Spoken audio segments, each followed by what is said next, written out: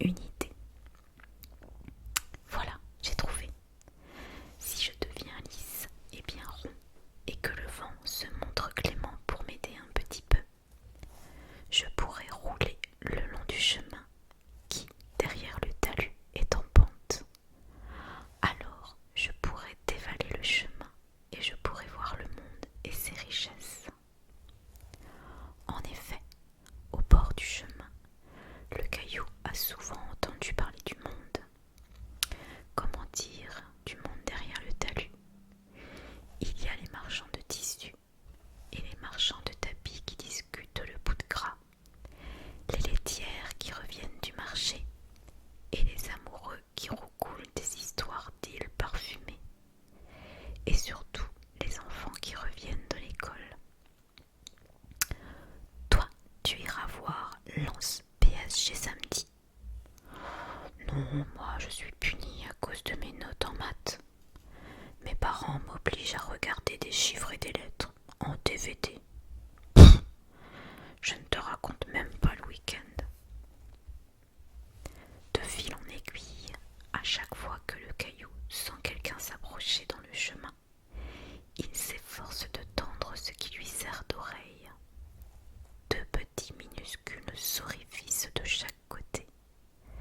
Ainsi, il connaît vaguement Lance et PSG, les tissus de coton ou de nylon, le prix des œufs et du lait, dans ce chemin où il commence sérieusement à s'ennuyer. À force d'écouter les gens parler, lui vient l'envie d'en savoir plus, car ce caillou est bien curieux. Brûlant de désir, il demande à son entourage de l'accompagner et de l'encourager dans son effort. Les autres cailloux, la terre, les herbes et les fleurs du chemin, mais aussi le vent et la pluie. Tous lui donnent un petit coup de main et le soutiennent dans sa quête. Pour devenir lisse et rond, il faut d'abord que le caillou cesse de grossir au régime caillou. Interdit d'absorber les sels minéraux et les ions qui passent. Il faut au contraire se concentrer sur l'érosion.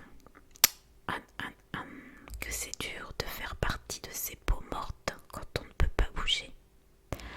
La pluie et le vent aident le caillou à perdre ses poussières extérieures.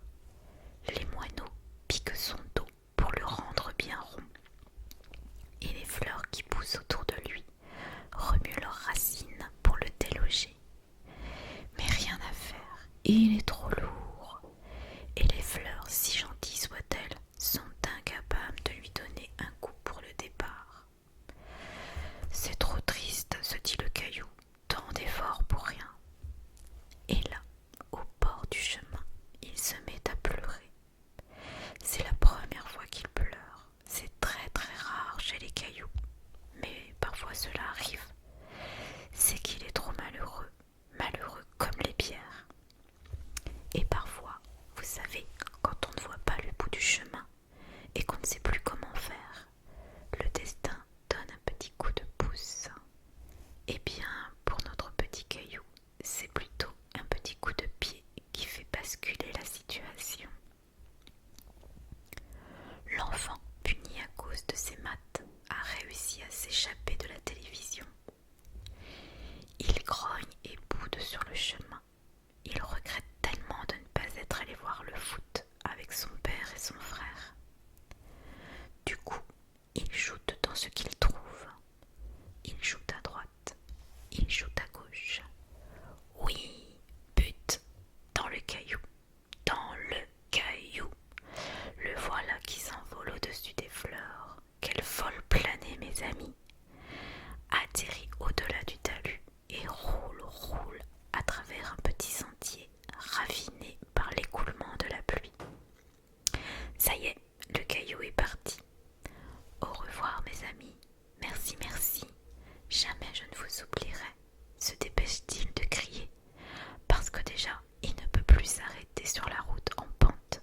Pas de frein, pas de limite au voyage. Il se met à dévaler le versant à une allure incroyable, vertigineuse. Le caillou est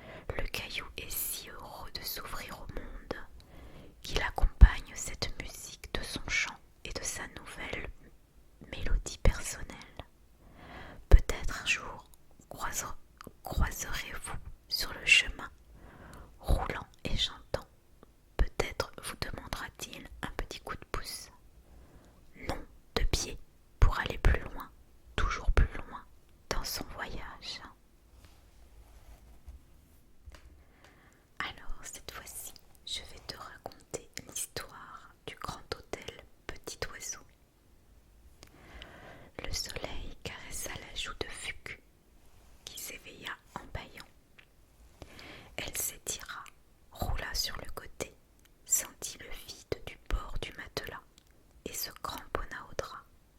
Cette cascade matinale la réveilla complètement. Elle sauta hors du lit.